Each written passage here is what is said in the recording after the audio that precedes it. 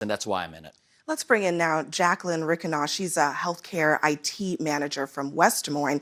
She's a Republican who says that she's undecided. Jacqueline? Thank you. Welcome. Thank you. I'm going to switch it up. With the number of illegals, illegal aliens crossing the border daily and being bused to cities across the United States, how do you plan to secure our border and remove illegals from the U.S.?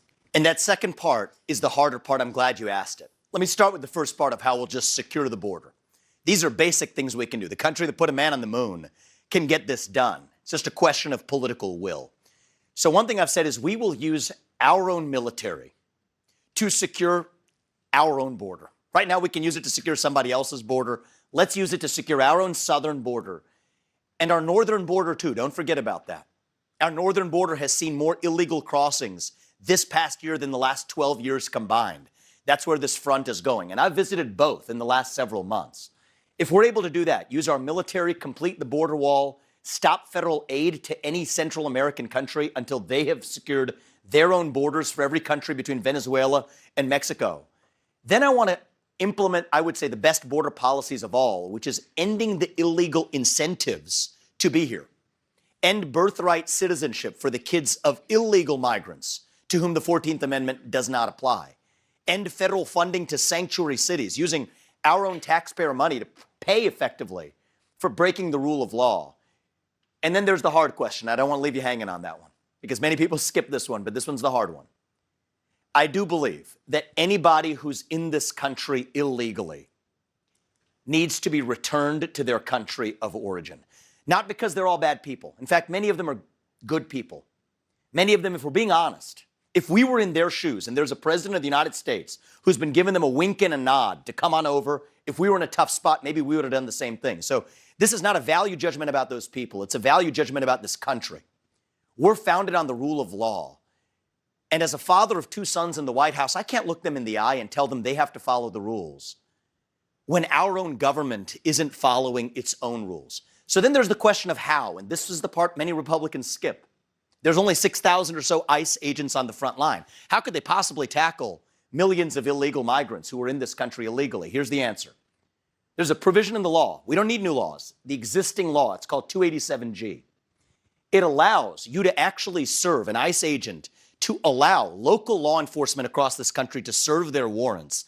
That's 1 million law enforcement officers. We can then get that done. But again, all it takes is a president with the spine. And if I swear an oath to the Constitution, I intend to keep it. That's how I'm going to lead this country, and I think that's how we're going to solve not only the border crisis, but the crisis of the abandonment of the rule of law in this country. That's how I expect to lead. You just said that you would end birthright citizenship. For the kids of illegal migrants, yes. Immigrants. There are currently millions of such people, children, some of them adults. Would you retroactively strip them of their Great question, Abby. So I'm glad you asked that.